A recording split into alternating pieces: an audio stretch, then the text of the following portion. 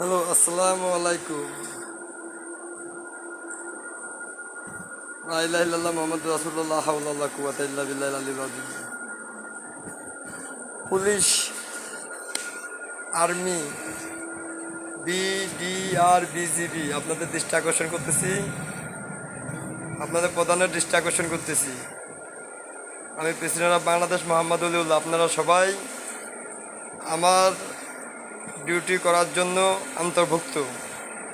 চোর শেখ হাসিনার দায়িত্ব আপনার পালন করার জন্য অন্তর্ভুক্ত না। সে তো চোর, শুধু চোর না, ভোট চোর, বাংলাদেশের অর্থনৈতিক চোর, বাংলাদেশের টাকা চোর, বাংলাদেশের ইসলামিক চোর, যে ইসলামের বিপক্ষে। আপনারা তার ডিউটি কীভাবে পালন করতেছেন?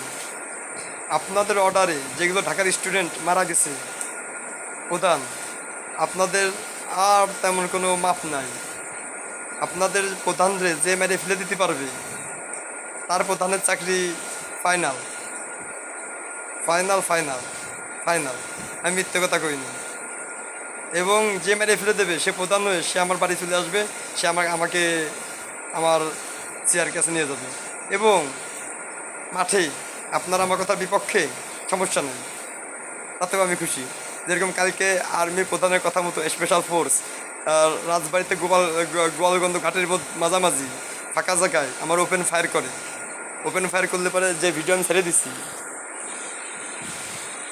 আমার একজন মারা গেছে, তার জানাজাও হয়ে গেছে।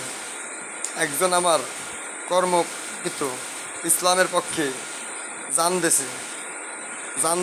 দেছে আপনার আর্মি। তারপরেও আপনার আর্মিরে ধরে নিয়ে এসে সে আর্মিরা ঢাকা ক্যান্টনমেন্ট পর্যন্ত পৌঁছাই দিয়েছে একজনকে কিমিত্তে। আমরা কিন্তু মারামারি করি নাই, আমরা তারপরে ধরেছি। আমাদের কাছে AK-47 ছিল, আমরা গুলি করে মেরে ফেলে দিতে পারতাম। বলে আমরা অত খারাপ না আপনাদের মতো। যেরকম ঢাকার স্টুডেন্ট, তারা কেউ খারাপ না, তাদের সবার হাতে লাঠি, কেউ কাছে পিস্তল নাই। তাহলে আপনার ছাত্রলীগ যুবলীগদের ডাইরেক্ট পিস্তল দিয়ে ছেড়ে দিয়েছেন, আমাদের পিস্তল আছে AK-47 উজি। আমরা কিন্তু আপনার ছাত্রলীগ যুবলীগকে একটা মারতে বলি নাই। কি জন্য? তারাও মুসলমান, আমরাও মুসলমান। আমরা মুসলমান হয়ে মুসলমানরা ডাইরেক্ট অ্যাটাক করতে পারি না, এইভাবে দেশের ভিতরে আমরা যুদ্ধ করতে পারি না। তারপরে আপনারা বর্ডার গার্ড আপনারা কেন ঢাকায় পিস্তল নিয়ে ওপেনে গুলি মারতেছেন? কেন আর্মি যারা যুদ্ধ করার কথা ছিল তারা ঢাকায় ওপেনে গুলি মারতেছে? পুলিশ মারলে একটা কথা থাকে, পুলিশ হচ্ছে দেশের ভিতরের গার্ড। তা বলে আর্মি, বিডিআর এরা তো দেশের ভিতরের না। এরা, আর্মি হচ্ছে যুদ্ধের জন্য ব্যবহার, আর বিডিআর হচ্ছে বর্ডার গার্ডের জন্য ব্যবহার। ওরা তো ঢাকার ভিতরে, ক্যাপিটালের ভিতরে এরকম ওপেনে পিস্তল করে নিয়ে যায়, স্টুডেন্টের ভয় দেখাতে পারে না। এখন আপনাদের জন্য একটা লেটেস্ট নিউজ বলি। ঢাকায় আপনারা মারিছেন স্টুডেন্ট, ঢাকা দিয়ে এবং দেশের বাইরে দিয়ে মোট 1350 জন স্টুডেন্ট মারিছেন। 1353 people student have been kill. এই 1353টা স্টুডেন্টের জাতিগোষ্ঠী আছে, এই জাতিগোষ্ঠী আছে অনেক অনেক। এই যত জাতিগোষ্ঠী আছে এদের সাথে কন্ট্যাক্ট চলতেছে, এরা সব ঢাকায় ঘটবে। যেহেতু এরা রক্ত দিচ্ছে, এরা রক্ত আরও দেবে। যার ছেলে মারা গেছে তার বাপ বলিছে, আমার যদি জমি বেঁচে হয়, আমার গোষ্ঠী ঢাকা নিয়ে যাতে গাড়ি ভাড়া দিয়ে, বাস ভাড়া করে, ট্রাক ভাড়া করে আমি আমার জাতিগোষ্ঠী ঢাকা নিয়ে যাব। পুলিশের সাথে, আর্মির সাথে, বিডিআরের সাথে আমরা যুদ্ধ ঘোষণা করব। যে পুলিশের, যে ওই স্টুডেন্টের মা, সে বলিছে আমার ছেলে যত জীবন দিয়েছে আমিও জীবন দেওয়ার জন্য প্রস্তুত। আমি এই ছেলেরে, বাবা আর মা মিলে যা বলেছে, ছেলের বাবার আর মার কথা শোনেন, বলছে এই ছেলেরে আমি ছোটোবেলাতে কেউরে একটু আঘাত দিতে দেই নাই। কত কষ্ট করে নিজে না খেয়ে খাওয়াইছি, নিজে না পেরে পড়াইছি আমাদের ছেলে মেয়েরে। ছেলে এবং মেয়ে দুইজনের মা বাবার সাথে কথা হয়েছে, পড়াইছি। পড়ানোর পর কত কষ্ট করে কিনা গার্ডেনে পড়ছে। এরপরে তারা হাই স্কুলে উঠছে, এরপরে যে হাই স্কুল শেষ করে তারা কলেজে উঠেছে। এই কষ্ট করে কলেজে তাদেরকে পড়াই নেই আমি রাজনীতি করার জন্য, তারা যে রাজনীতি করে না। আমাদের ছেলে পেলে রাজনীতি থেকে বাইরে থাকে, ছাত্রলীগও করে না, যুবলীগও করে না। তারা সঠিকভাবে পড়াশোনা করে, তারা সঠিকভাবে পড়াশোনা করে। আমাদের ছেলের মেয়ের রেজাল্ট কত ভালো ভাইয়া, আপনাকে যদি বলি আপনি বিশ্বাস করবেন না, এত ভালো রেজাল্ট। ওরা কোনো সরকারি কোনো দল করে না, ওদের একটাই আশা ছিল, আমাদেরও একই আশা ছিল, ছেলে আমার বড় হয়েছে, পরীক্ষা দেবে, পাশ করবে, বাইরে হয়ে আসবে, ভালো একটা চাকরি করবে। ঠিক আছে, তা বলে বাংলাদেশের সরকার আমাদেরকে রাজাকার বানায় ফেলেছে। তুমি কে আমি কে, রাজাকার রাজাকার। আমার ছেলে যখন এই ভাষণ দেছে, আমি তার আমরা তার বাবা, আমরা এই একই স্লোগান দেব, তুমি কে আমি কে, রাজাকার রাজাকার। আমাদের জাতিগোষ্ঠী যা আছে তারা সবই একই স্লোগান দেবে, তার যারা মুক্তিযোদ্ধা ছিল তারাও একই স্লোগান দেবে, তুমি কে আমি কে, রাজাকার রাজাকার। ভাইয়া আপনিও যদি পারেন আপনিও দিয়েন। আমি এই যে দিচ্ছি, আমি বাংলাদেশের প্রেসিডেন্ট মোহাম্মদ অলিউল্লাহ, তুমি কে আমি কে, রাজাকার রাজাকার। আমি মোহাম্মদ অলিউল্লাহ, আমি রাজাকার। আমার গোষ্ঠীর ভিতরে 40 জন মুক্তিযোদ্ধা আছে, ওই 40 জনই রাজাকার ছিল, রাজাকারের হয়ে কাজ করেছিল 1971 সালে। এরকম খালি গায়ে আমি যতগুলো ভিডিও ছাড়ি বেশিরভাগই দেখেন আমি খালি গায়ে।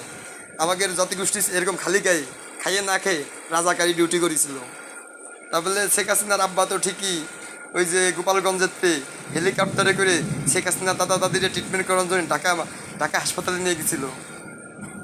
তা আবার কাগের কাগের হেলিকপ্টারে করে, পাকিস্তানিদের মুসলমানের হেলিকপ্টারে করে। ঠিক আছে, এখন আপনারা পুলিশ, আর্মি, বিডিআর আপনার দৃষ্টি আকর্ষণ করতেছি যে আপনাকে যারা এইসব অর্ডার দিচ্ছে, যে এইসব অর্ডার দিয়ে অফিসারদের গুলি করে মেরে ফেলে দিতে পারবে, সে পেলেছে চাকরি তাত্তার হয়ে যাবে। এবং আপনার বিরুদ্ধে যে অফিসার গুলি করবে, আপনার যদি একটা গুলি মারে, সে অফিসারের পুরো জাতিগোষ্ঠী ধরে গুলি করে মেরে ফেলে দেওয়া হবে পুরো। এবং এ কারা মারবে? বাংলাদেশের স্টুডেন্ট মারবে, আমি মারবো, রাশিয়ান গভর্নমেন্ট মারবে, চায়না গভর্নমেন্ট মারবে, পাকিস্তানি গভর্নমেন্ট মারবে, সব আর্মি, নেপালের গভর্নমেন্ট মারবে, সৌদির গভর্নমেন্ট মারবে। আপনাদের বাংলাদেশের রেমিডেন্ট আসা বন্ধু, আপনারা বেতন পাবেন কিভাবে? সরকার শেখ হাসিনা কতদিন কয়টা এমপির টাকা নিয়ে এসে আপনাকে বেতন দেবে? কতদিন দেবে? হ্যাঁ, আপনারা এই যে খাইয়ে না খেয়ে মাঠে নামিয়েছেন, এতে ইসলামের কত বড় বড় দুর্নাম হচ্ছে আপনারা জানেন? জানেন না। এতে স্টুডেন্টের কত দুর্নাম, আপনারা মিথ্যে দুর্নাম দিচ্ছেন তা জানেন? তাও জানেন না। এইসব স্টুডেন্ট আগামীর ভবিষ্যৎ, এইসব স্টুডেন্টের টাকায় আপনার পুলিশ আগামীতে বেতন পাবেন। সেসব স্টুডেন্টের সাথে আপনার খারাপ ব্যবহার করে গুলি করতেছেন। আপনাদের অলরেডি বাংলাদেশে যেগুলো আছে, কি যেন কয়, বাংলাদেশের যেগুলো বাইরে প্রবাসী আছে তারা অলরেডি আমাকে কন্ট্যাক্ট করে বলছে, ভাই আমরা কোনো টাকা পাঠাবো না, এমার্জেন্সি অল্প কিছু টাকা পাঠাতে পারে তাহলে তেমন পাঠাবো না। বাংলাদেশ ব্যাংক কয়েকদিনের মধ্যেই ভেঙে তছনছ হয়ে যাবে। কিন্তু বাংলাদেশ ব্যাংক বাইরের টাকা, অনেক টাকা পাবে বাংলাদেশ ব্যাংকের কাছে। কিছুদিনের মধ্যে আমাদের স্টুডেন্টের সাথে কথা হয়েছে, পদ্মা সেতু ভেঙে ফেলা হবে, পদ্মা সেতু বোম মারি ভেঙে ফেলে দেওয়া হবে। এই পদ্মা সেতু ঠিক করতে পারবেন না, চায়না টাকার জন্য প্রেশার দেবে, চায়না টাকার জন্য প্রেশার দেবে, পদ্মা সেতুর টাকা দেবে। পদ্মা সেতু আমি তোর ভাঙ্গার জন্য বানাই দিইনি। শেখ হাসিনা আপনার এমপিরা এই টাকা কোথা থেকে দেবে? যে টাকা চুরি করে নিয়েছিল কতদিন দেবে? আরও অনেক কিছু ঢাকার ভিতরে ভেঙে ফেলে দেওয়া হবে, পুরাই দেওয়া হবে। ঠিক আছে, আপনার ইন্ডিয়া, ইসরায়েল, আমেরিকা আপনার কতক্ষণ হেল্প করতে পারে আমি দেখবো। আপনারা তো আমার ফোন হ্যাক করতেছেন, পারতেছেন, সবসময় পারতেছেন না, ভিডিও ঠিকই আপলোড হয়েই যাচ্ছে। আরও কত ফোন আছে, ওই সব ফোনে এদিক ওদিক পাঠানো আছে। পুলিশ প্রশাসন, আর্মি, বিডিআর, আপনাদের যারা ঢাকার ভিতর আছেন, আপনাদেরকে বলা হচ্ছে কিছু 2-1 দিনের মধ্যে আপনার চাকরি থেকে বরখাস্ত দেবেন। আপনাদের সবাই চাকরি ফেরত দেওয়া হবে পরবর্তীতে, আপনাদের কোনো ভয় নেই। চাকরি ফেরত দিয়ে চাকরি ছেড়ে দিয়ে বাড়ি চলে যাবেন, যে আমি চাকরি করবো না, আমি এই চাকরি থেকে বরখাস্ত নিচ্ছি। আমি বাংলাদেশে আমাদের এই স্টুডেন্ট ভাইদেরকে আমি গুলি চালাতে পারবো না, এটা আমার চাকরি না। আমার চাকরি বাংলাদেশে যারা ক্রাইম করবে, যারা ক্রাইম করবে তাদেরকে খুঁজে খুঁজে বাইর করে তাদেরকে ধরা। আমাদের বাংলাদেশের এই স্টুডেন্টের উপর গুলি চালানো না। দেখেন আপনারা পুলিশ প্রশাসন কীভাবে ব্যারিকেড দিয়ে আপনারা মারতেছেন। এই পাশে শাহবাগে ব্যারিকেড দেওয়া, এই পাশে নিউ মার্কেট ব্যারিকেড দেওয়া, ওই পাশে শাপলা শক্ত ব্যারিকেড দেওয়া, ওই পাশে গুলিস্তান ব্যারিকেড দেওয়া, যেন কোনো স্টুডেন্ট ভিতরতে বাইরে না আসতে পারে। বাইরে আসলে পরে গুলি মেরে দিচ্ছেন আপনারা। আপনাদের কাছে আসতে স্টুডেন্ট ভয় পাচ্ছে। দেখেন কত নিউজ রিপোর্টার ডুপ্লিকেট মিথ্যে নিউজ দিচ্ছে। এসব প্রমাণ সহিত আমি পাঠিয়ে দিচ্ছি অলরেডি। ঠিক আছে, এবং আপনাদের পুলিশ প্রশাসনকে, আপনারা যদি আমার কথার বিপক্ষে চান, আপনাদেরকে মারা হবে। আপনারা ঢাকাতে বাইরে হতে পারবেন না। আপনাদের পুলিশ প্রশাসনের লোকের সাথে কথা হচ্ছে, ওরাও মারবে, স্টুডেন্টও মারবে, আরও অনেকে মারবে। এই যে প্রত্যেকটা রাস্তা খুঁজে ফেলা হবে। আপনারা যেরকম ব্যারিকেড দিয়েছেন পুলিশ জন্য না বাইরে হতে পারে, আর আমরা কী করবো, রাস্তাটারে খুঁজে ফেলবো জন্য ঢাকার ভিতরতে একটা পুলিশ প্রশাসন ঢাকার ভিতরতে বাইরে না হতে পারে।